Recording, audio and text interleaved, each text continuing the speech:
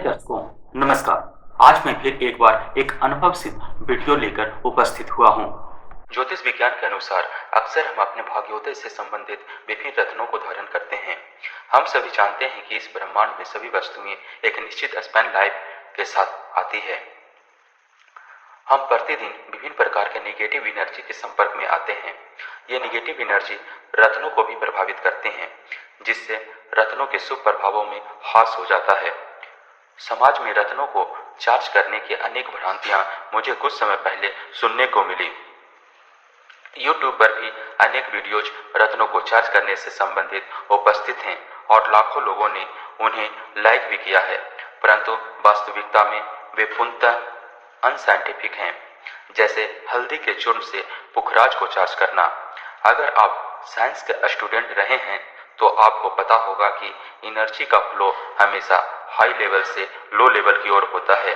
इसलिए हमें अगर अपने रत्नों को चार्ज करना है तो उनमें फिर से सात्विक एनर्जी का समावेश करने के लिए हमें ऐसे एनर्जी जोन को चुनना होगा जहां हाई लेवल की एनर्जी का फ्लो हो रहा हो। दोस्तों, ज्योतिष विज्ञान के अंतर्गत सभी ग्रहों के लिए समिधा हवन की लकड़ी का विशेष रूप से वर्णन किया गया है, जिसका प्रयोग हवन में करके ग्रहों की शुभता प्राप्त की जाती है।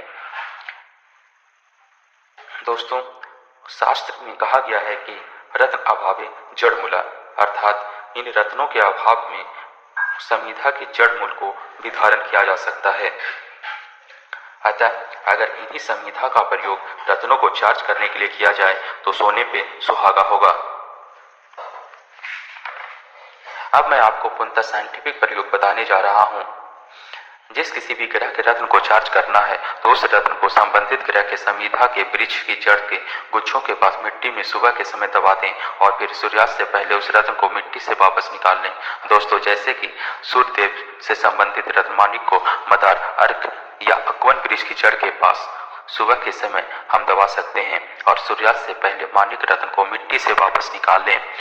मदार की जड़ के आसपास पॉजिटिव एनर्जी का भंडार मौजूद होता है जो इस वृक्ष को जीवित रखे हुए है।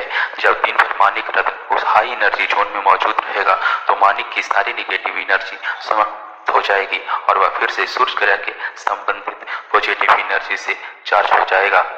दोस्तों, किसी भी रत्न को चार्ज करने का यह सबसे सटीक एवं साइंटिफिक तरीका है। अब सारे ग्रहों से संबंधित समिधा को बारी बारी से समझते हैं। सूर्य के रत्नमाणिक को चार्ज करने के लिए हमें मादार का वृक्ष, जिसे अर्क या अकवन भी कहा जाता है, का उपयोग करते हैं। चंद्र के रत्न मोती को चार्ज करने के लिए पलाश के वृक्ष का उपयोग किया जाता है। मंगल के रत्न मूंगा के लिए खदीर, खैर के वृक्ष का उपयोग करते हैं। बुध के रत्न पन्ना के लिए आपामार्क, जिसे चिड़चिड़ी कहा जाता है, का उपयोग किया जाता है। बृहस्पति के रत्न पीला पुखराज के लिए पीपल के वृक्ष का उपयोग करते हैं। शुक्र के रत्न हीरा के लिए गुल्लड़ के वृक्ष का उपयोग किया जाता है।